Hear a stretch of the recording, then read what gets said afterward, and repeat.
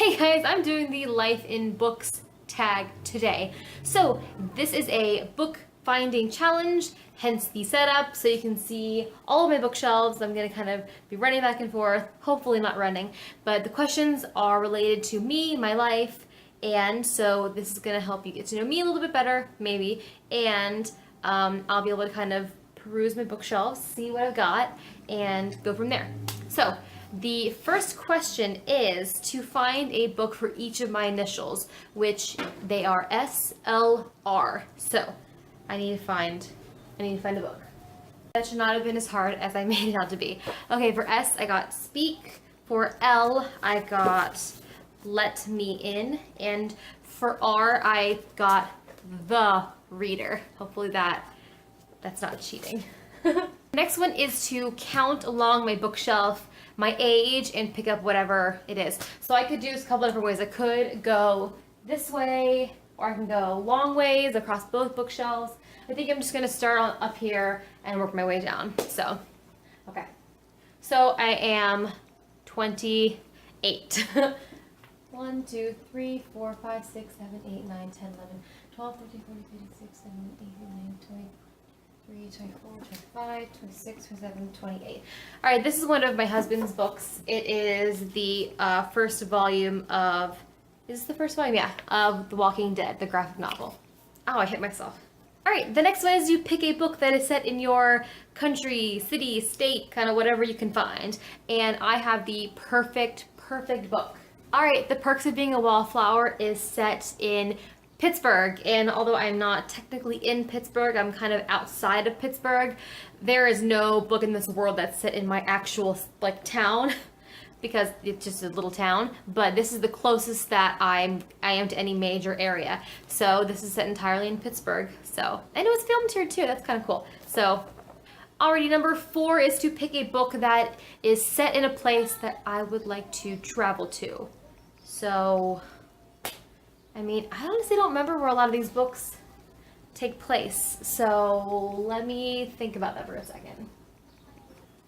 Okay, so even though I didn't really care for the book too much, Into the Wild, because I think it'd be really cool to visit Alaska. Number 5 is to pick a book that is your favorite color. My favorite color. Okay, this one was a little challenging because I don't really have a favorite color that I always say I love, because I like different colors for different things. Anyway, you don't care. So I picked this 2 books because they're both kind of the same thing, and I think the one was a little too thin for you to really see. So it's kind of a combination of the 11th Death Note, like the spine, with the spine of the Reptile Room from the series of Unfortunate Events. It's kind of this plummy purple. Actually, my nails, if you can see, they probably match almost exactly. I painted them just recently, so I don't know. I don't know if now in this angle, this light, it looks completely different. So, but it's like a dark plummy purple thing. I don't know. Number 6 is to pick a book that you have the fondest memories of. Fondest memories. Okay, so I feel like I would have normally gone with Harry Potter or something, because that was my childhood series. That was such a big span of time for me. But I'm gonna pick something different. I'm actually choosing Why We Broke Up by Daniel Handler. This book, I guess fondest memories isn't really the best way to describe it, but I don't want to get too sad and too into detail. But my youngest, I have a 1-year-old, and last August, when she was only 3.5 months old, she was hospitalized. She had a bunch of seizures. She had a lot of testing done. She was in the hospital twice in 1 week, and it was just a nightmare. It was a living nightmare. It was the worst thing we've ever gone through, and it's something that I'm still not over, because we still have a lot to deal with, the aftermath of that hospitalization, and we're coming up a year of her having no seizures. And so it's a good thing, but it was a super hard time. And I read this book while I was at her side in the hospital every single day. I didn't leave for a week and a half when we were basically in the hospital for, and this book was so special to me. It is an amazing book, and it gave me some time in the evenings after she would go to bed, after visitors were gone, after my husband went home with our 3-year-old.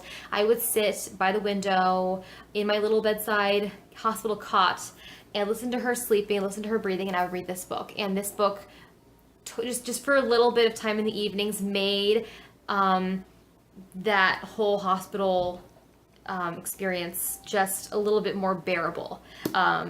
And I mean, so I'm always going to remember this book as being what got me through one of the hardest times of my entire life. And I'm never getting rid of it. I'm always going to keep it because it's so close to me. And every time I see this, I think about that horrible time, yes, but also think about how I was able to sort of get through it. So number 7 asks you to choose the book that gave you the most difficulty reading. And, okay, yes. I am choosing Push by Sapphire. It is the book that was made into the Precious movie.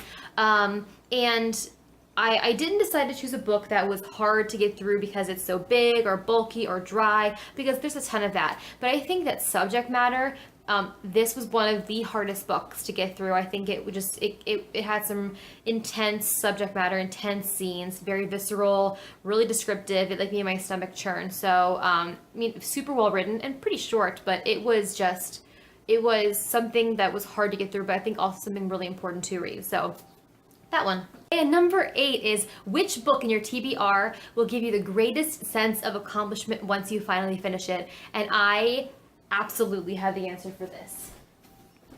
I am so certain that I will eventually read this book, but have not been able to. And it's this monster, House of Leaves by Mark Danielewski. I'm gonna go with that.